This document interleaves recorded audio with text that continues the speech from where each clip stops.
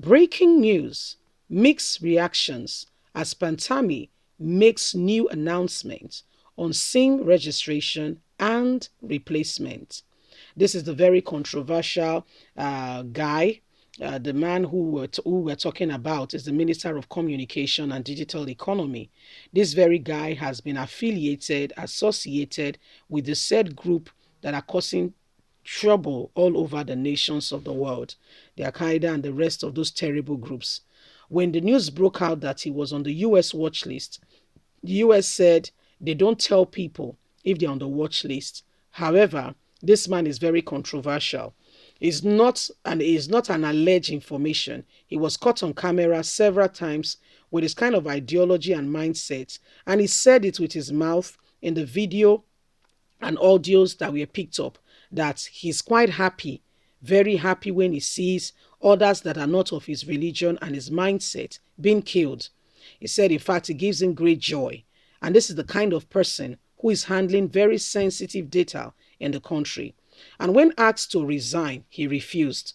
Nigerians also called for the federal government to ensure that this man resign. However, the federal government told Nigerians that he will not resign because what he did and what he said was his past. And now is a repentant, just like Buhari do the repentant Boko Haram set, right? He's a repentant one, and they should not use his past against him or that. Nobody's using his past against him. However, this man is a national threat and cannot hold such sensitive information. Please don't forget to give us a thumbs up. Subscribe if this is your first time. This is Naija. Mixed reactions as Pantami makes new announcement on SIM card registration and replacement. On Friday, 21st of May 2021, People Glazier reported that the Minister of Communication and Digital Economy, Isiaq Pantami, has issued a directive mandating the Nigerian Communication Commission to engage in real-time monitoring of SIM registration and placement in what federal government described as SIM identity management solution. Isiaq Pantami, in a forward of a second edition of the Reverse National Identification Policy for SIM card registration, explained that the steps will reduce the incidence of fraudulent registered SIMs. The jihadist Pantami ordered real-time monitoring of SIM card registration and replacement. Nigerians are asking, who is going to be monitoring his own when he's having this discussion with his people? Because he has clearly stated to Nigerians and to anyone who cares to listen that he's quite happy when people are being killed and when this and the various things happen to people. Nigerians have come up with mixed reactions saying, is this the person holding our data? This is why the price of phone is now being, and the federal government is using this to monitor people. Is that the only way to monitor people? Is there no other way to identify people? My position is that every household should only register one SIM card. This is Nigerians responding.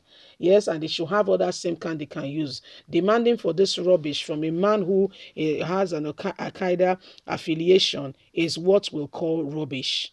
Jihadist man, only criminals and those benefiting from this criminal government will continue to support them. So this is what is going on. Nigerians are saying this is utter rubbish.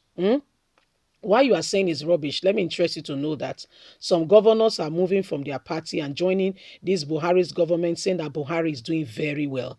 In fact, they are quite happy with the way things are. You are the one who is saying that Pantami is doing this, doing that. So they are quite happy. In fact, very happy as a matter of fact. They are going about fulfilling their desired products and everything, calling out for different, and implementing what he wants to implement. When he was saying all this, will you interest to know that he was even outside the country when he was supporting this group financially and in every way, and people are wondering. And this is the person Nigerian government chose of all the people, to make a minister and to be handling very sensitive information and data, and they think is all right. Our country called Nigeria is seriously backed up with what we call sentiments. And you see this personal bias. He's my religion, he's my region, he's my brother, he's my sister. And this person is a failure, does not have the capacity, tenacity to lead in that kind of office or whatever it is what has kept us aback. We need to really realize and understand, look into it critically and squarely. What are we doing? On a more serious note, what are we doing? Are we going anywhere fast with this kind of ideas and mindset of people who are very archaic? What I mean by archaic is that they are not even following today.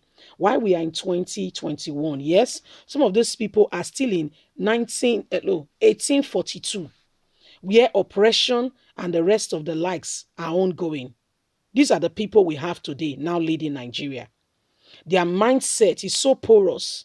They have that kind of idea, mindset that let us take over, let us oppress them. They will be our slave. Do you understand that kind of mind? These are kind of people, the mindset, the thought pattern. This is the way they see life. This is the way they see things. They feel that others should be subordinate to them. Is that not devilish? Why can't you go on your own business, mind your business? Why do you want others to be oppressed? Just having that space and spirit of oppression, putting others down. Why you is that not a bad spirit? Is it a good one? These are the kind of mindset of people. And this guy has been found affiliated and associated with this kind of group of people, and yet is the one handling very sensitive data in Nigeria. And the federal government of Nigeria is doing nothing. I mean, absolutely nothing to change the narrative. As a matter of fact, they are calling, they are telling anybody off who cares to listen that they can say whatever they want to say. This is the person they've come to choose.